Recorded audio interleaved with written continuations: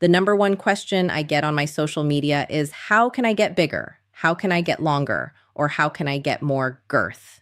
Well, today I am going to answer those questions and give you the facts behind penis lengthening treatments. I'm Dr. Amelia, a urologist and pelvic surgeon, and a urologist is a doctor who takes care of the genital and urinary system, both with medicine and surgery. If you like what you see here, make sure you subscribe so you can see new videos each and every Monday. So did you know that they did a survey of 50,000 heterosexual men, and what they found was that 55 of them were unhappy with the way their penis looked? When they asked those men's partners, 85% of women were happy with the way their partner's genitals looked. But at the end of the day, it matters how you feel about your own body. But there are a lot of problems with this because pornography has really confused people about what is actually normal. So I made a video before talking about the average penis length. An average penis length, if you look at all the data, is about 5.2 inches or 13.2 centimeters. And it is normal for penis length to be within 2.5 standard deviations of that. So it can be bigger or smaller and still be normal. And what is called too short would be anything less than 2.9 inches or 7.5 centimeters. And that is called micropenis. Micropenis happens in less than 1%, actually, about 0.14% of people. So it is very rare. It can happen because of different reasons, like being born with certain conditions, hormone problems, past surgeries, or cancer.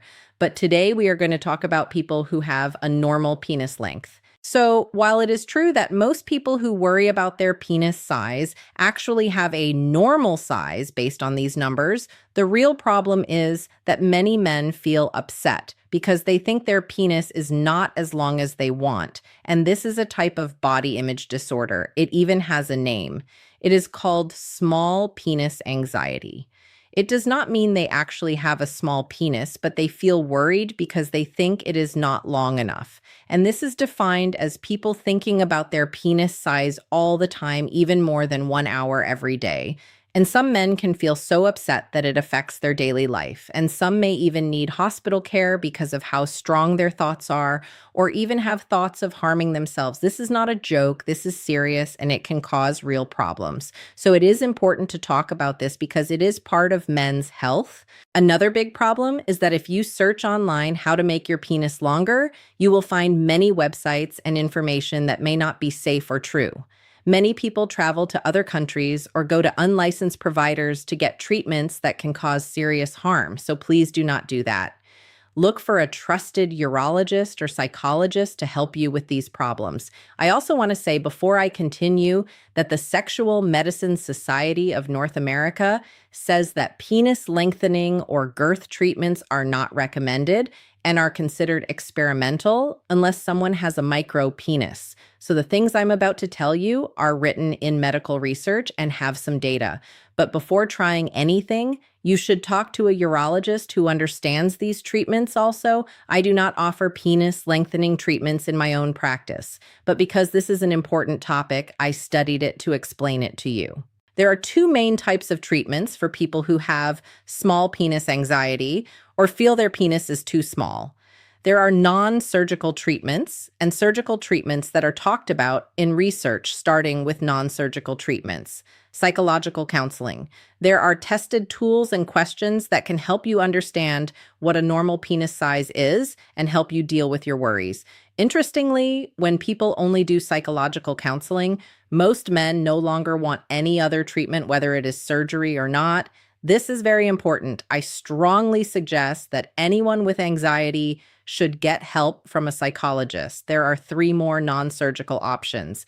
1 is penis extenders, 2 is vacuum erection devices, and 3 is penis injections. Out of these 3, only penis extenders have any proof that they can increase length. Penis extenders are devices with a ring where you place the penis 2 rods on the sides and a soft part to hold the tip in place, and they slowly stretch the penis over time. This is done over many months and requires a lot of time every day.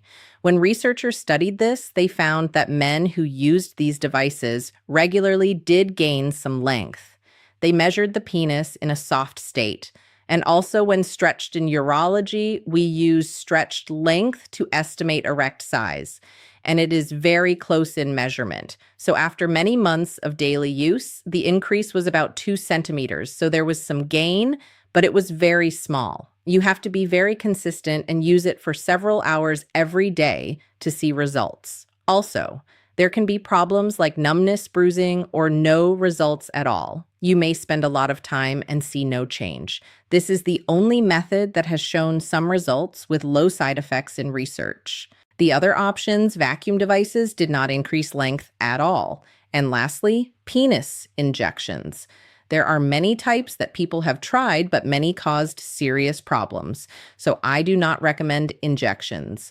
In fact, next week, I will talk about the history of penis injections and their results right now. There is not enough strong evidence to recommend any injections, and they can cause serious problems even many years later. So please do not inject anything into your penis now. About surgical treatments, many types of surgeries have been discussed. One common one is cutting a ligament that connects the penis to the pubic bone, which is the bone in front.